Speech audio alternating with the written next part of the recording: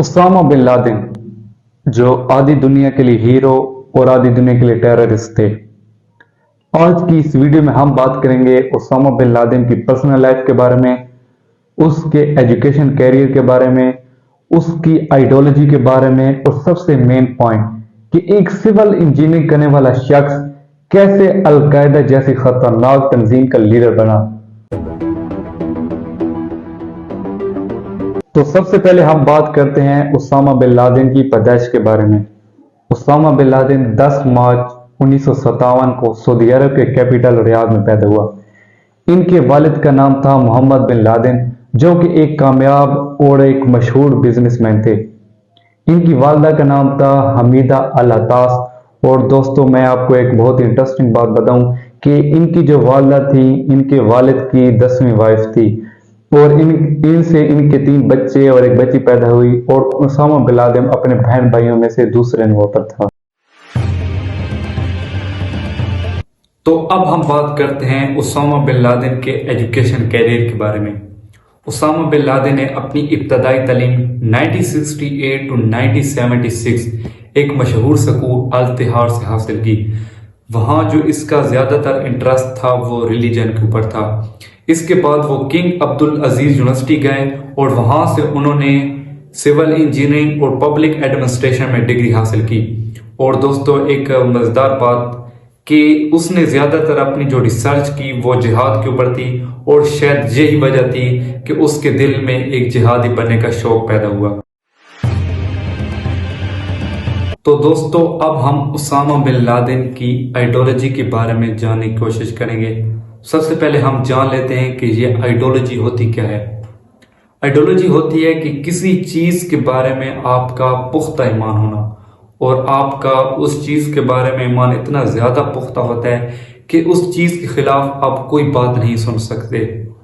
एक मिसाल के तौर पर मैं आपको समझाऊं कि अल्हम्दुलिल्लाह वी आर मुस्लिम, और हमारा ये बिलीफ है कि अल्लाह ताला एक है, इसके खिलाफ हम कोई बात नहीं सुन सकते। तो ये क्या हो गई हमारी आइडियोलॉजी। उसामा बिन लादेन की आइडियोलॉजी क्या थी? मुसलमानों पर किया जाने वाला जुल्म था। उसने जब देखा कि अफगानिस्तान पर मुसलमानों पर जुल्म हो रहा है, इसके अलावा फ़लस्तीन में मुसलमानों पर जुल्म हो रहा है, तो यही वजह थी कि इसने जिहाद करने का फैसला किया। और ये बात दुरुस्त भी थी क्योंकि उस वक्त और अब भी जुल्म हो रहा है। इसके अलावा इसने साफ अल्फाज में जो अमेरिका की ख्वाजा पॉलिसीज थी इनको ठुकराया, और इसने साफ अल्फाज में कहा कि अमेरिका सिर्फ और सिर्फ जुल्म और इंतशार फैला रहा है, और ये अल्फाज किसी बात से कम नहीं थे। तो दोस्तों, अब हम एक मेन पॉइंट जिसको जानने की कोशिश करेंगे कि एक सिविल इंजीनियरिंग करने वाला शख्स कैसे अलकायदा जैसी खतरनाक तंजीम का लीडर बना। 1981 को उसामा बिन लादेन अपनी डिग्री मुकम्मल करने के बाद पाकिस्तान आए, और पाकिस्तान आकर उसने अब्दुल्ला अज़म तहरीक में शामिल हो गए। बेसिकली ये तहरीक थी जो अफगानिस्तान में जो सोवियत वार लड़ी जा रही थी, इसमें मुजाहिदीन की मदद कर रही थी। अब मैं दोस्तों आपको सोवियत वार के बारे में कुछ बताता हूँ कि सोवियत वार क्या थी। बेसिकली ये जो सोवियत वार थी ये रूसी अफवाज और दुनिया भर के मुजाहिदीन के दरमियान लड़ी जा रही थी। अब्दुल्ला अज़म तहरीक भी एक छोटी सी तहरीक थी जो मुजाहिदीन की मदद कर रही थी। उसामा बिन लादेन इस तहरीक में शामिल हो गए और अपनी जो कंपनी थी उनके जरिए इन मुजाहिदीन की मदद की, मशीनरी और रकम के जरिए। तो ये जो सोवियत वार थी 1989 तक जारी गई, और इस जंग में काफ़ी तादाद में मुजाहिदीन ने शहादत पाई। तो ये जंग यानी कि मुजाहिदीन जो थे वो लड़ रहे थे और हारने के करीब थे। उसामा बिन लादेन ने 1988 को सोचा कि ये जो मुजाहिद हैं ये अलग-अलग लड़ रहे हैं, यानी ये छोटी छोटी तहरीकें थी जो अलग-अलग कोशिश कर रही थी, लड़ रही थी। उसने सोचा क्यों ना इन तहरीकों को मिलाया जाए और सब मिलकर हम लड़ें, तो हो सकता है कि हम जीत जाएं। और दोस्तों, ऐसे ही हुआ। इसने दुनिया भर के जो मुजाहिदीन और जंगजू थे इनको इकट्ठा किया और एक तहरीक बनाई जिसका नाम था अलकायदा। इस तरह फिर इसने 1989 को जंग जीत ली, और जब ये जंग जीती गई तो उसामा बिन लादेन को लीडर करार दिया गया अलकायदा तंजीम का। اور اسامہ بن لادن اس جنگ کے بعد سعودی عرب واپس آئے تو ایک ہیرو کے طور پر جانے لگے۔ تو اب ہم لاسٹ پوائنٹ اور سب سے مین پوائنٹ کہ اسامہ بن لادن ہیرو تھا یا ویلن تھا، اس کے بارے میں جاننے کی کوشش کریں گے۔ اسامہ بن لادن نے 2000 کے قریب بم بلاسٹ کرائے، اس کے علاوہ سینکڑوں ہائی جیکس کرائے، اس کے علاوہ کتنے سارے اٹیکس کرائے۔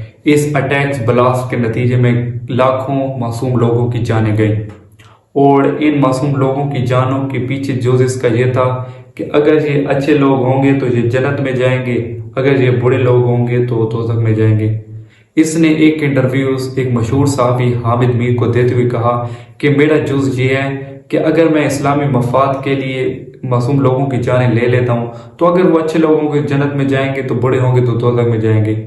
اس پوائنٹ آف ویو کو میں ایزی ورڈ میں اس طرح سمجھاتا ہوں آپ کو کہ فار ایگزامپل اگر میں اسرائیل پر حملہ کر دیتا ہوں، ایٹم بم پھینک دیتا ہوں، تو ادھر کتنے سارے لاکھوں معصوم لوگ ہیں، کروڑ معصوم لوگ ہیں، تو ان کی جان چلی جاتی ہے، تو میں یہ کہوں گا کہ ادھر دشمن بھی تو رہ رہے تھے، میں نے دشمنوں کی جانیں لی ہیں، اور جو معصوم لوگوں کی جانیں ہیں ان کے بارے میں میرا پوائنٹ آف ویو یہ ہے کہ اگر وہ اچھے لوگ ہیں تو جنت میں جائیں گے، اور برے لوگ ہیں تو دوزخ میں جائیں گے۔ اور یہ بے تکا، بے لوجک اور بکواس پوائنٹ آف ویو ہے، اور اسی پوائنٹ آف ویو سے ہم کسی بندے کی جان نہیں لے سکتے، کیونکہ قرآن کہتا ہے کہ اگر آپ نے ایک انسان کی جان بچائی تو آپ نے انسانیت کی جان بچائی۔ اور اسی اگر پوائنٹ آف ویو کی وجہ سے ہم لوگوں کو مار دیں تو معاشرہ ایسے تو نہیں چل سکتا۔ اور اسامہ بن لادن ویلن نہیں، ایک ٹیررسٹ تھا، اور اسی بنیاد پر اگر اس نے لوگوں کی جانیں لی ہیں تو اس سے بڑا کوئی دشمن نہیں ہوگا۔ تو یہ تھی آج کی ویڈیو جس میں میں نے آپ کو اسامہ بن لادن کی زندگی کے بارے میں کچھ بتایا۔ تو امید ہے کہ آپ کو ویڈیو پسند آئی ہوگی۔ ویڈیو پسند آئی تو لائک کیجیے گا، چینل پر نئے تو سبسکرائب کیجیے گا۔ ملتے ہیں نیکسٹ ویڈیو میں ایک نئے انٹرسٹنگ ٹاپک کے ساتھ، تب تک کے لیے مجھے اجازت دیجیے۔ اللہ حافظ، گڈ بائے۔